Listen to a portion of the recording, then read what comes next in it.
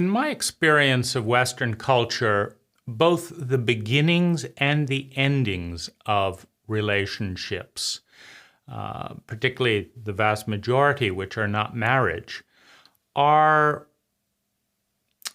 poorly served, largely invisible. They're partitioned. They're none of people's business. And what this basically means is that the couple courts alone and separates alone to a large extent. And one of the ways that this harms a couple is that it does not support both members in exploring and holding the container, which has not been made visible to the community. And this can create, for example, predatory behavior. Because if you meet someone and you're attracted to them and you have no idea whether they're single or not, you may try to seduce them from a place of ignorance. But if you know that someone has just met someone and you know the person they've met and they're in the building stage of a relationship, then you have an opportunity to support them.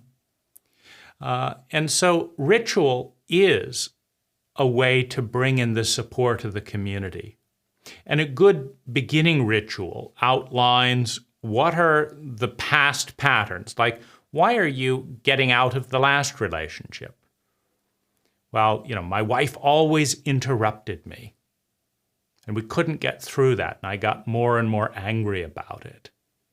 And I want a relationship where someone lets me speak. And so this is that new relationship. The old one separated to end this fractious communication dynamic. Nothing innately wrong with the people, it's just there's a fractious communication dynamic. But this one is coming together because look at how we speak. This person never interrupts me. And I feel so happy about it.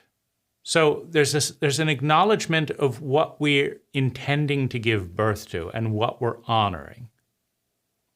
And the same is true around ending. When you end and there's no announcement in ritual, you meet acquaintances and they say, well, how's so-and-so?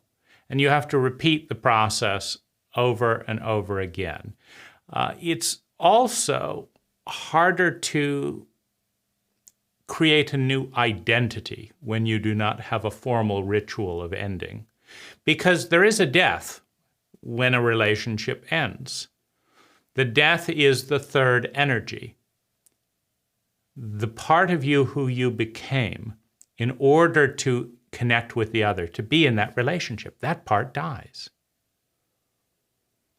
And it's important to honor that death as part of you moving on and as part of not being pulled back into the old identity. And so beginning and ending rituals in romantic relationship, we declare our container. We seek to be honored and supported in these intentions. And for the duration of the relationship, 95% of relationships end for reasons other than death. For the duration of these are our boundaries. This is our container. These are our intention. This is how we want your support. This is, and in an opening, you can do it different ways. You can say, I'd like to know where you think we're fitting and where you think we're not fitting. And your ex-partner can speak up and say, well, this and this and this, and so there's various ways that the ritual of beginning and the ritual of ending can facilitate more conscious, more dimensional relationships.